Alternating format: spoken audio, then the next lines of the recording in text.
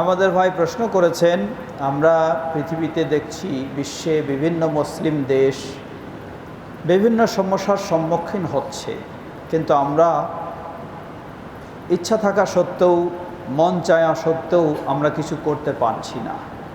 সুতরাং আমাদের ইসলামী রাষ্ট্র সেই ধরনের শক্তিশালী গড়ে তোলা অথবা উন্নত প্রযুক্তির দিক থেকে অগ্রসর হওয়া, এই ক্ষেত্রে আপনার নির্দেশনা বা পরামর্শ বা চিন্তাভাবনা কী? জবাব, আলহামদুলিল্লাহ, ইসলাম একটি পরিপূর্ণ জীবন ব্যবস্থা।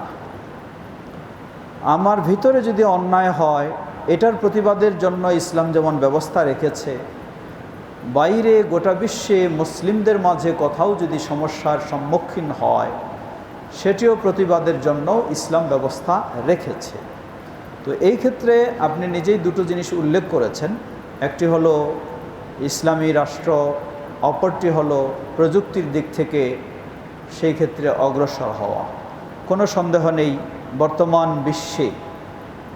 বর্তমান বিশ্বে এটা এমন একটা পরিস্থিতিটা যে আমি কোথাও গিয়ে একটু জোর খাটায় কিছু করতে চাইলেই করে ফেলতে পারবো এমন সুযোগ নেই। মানে পরিস্থিতিটা এমনভাবে তৈরি হয়ে আছে।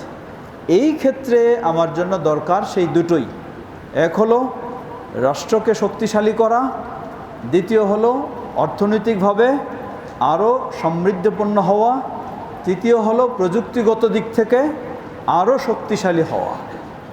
যেমন উদাহরণস্বরূপ ধরে নেন সিরিয়ার বিষয়টা, যেটা আমরা বললাম, সিরিয়া সেই ধরনের অর্থনৈতিকভাবে শক্তিশালী দেশ নয়।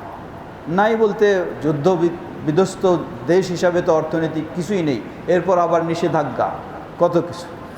কিন্তু এরপরেও এই দেশটা এখন দাঁড়ানোর যে সুযোগটা পাচ্ছে, সেটি কিসের কারণে? সেটি পাচ্ছে ইসলামী রাষ্ট্রের, অন্য একটি শক্তিশালী ইসলামী রাষ্ট্রের হেল্পের কারণে। অপরদিকে অন্য যেই ইসলামী রাষ্ট্রের হেল্প, সেটা কী দিক থেকে? অর্থনৈতিক।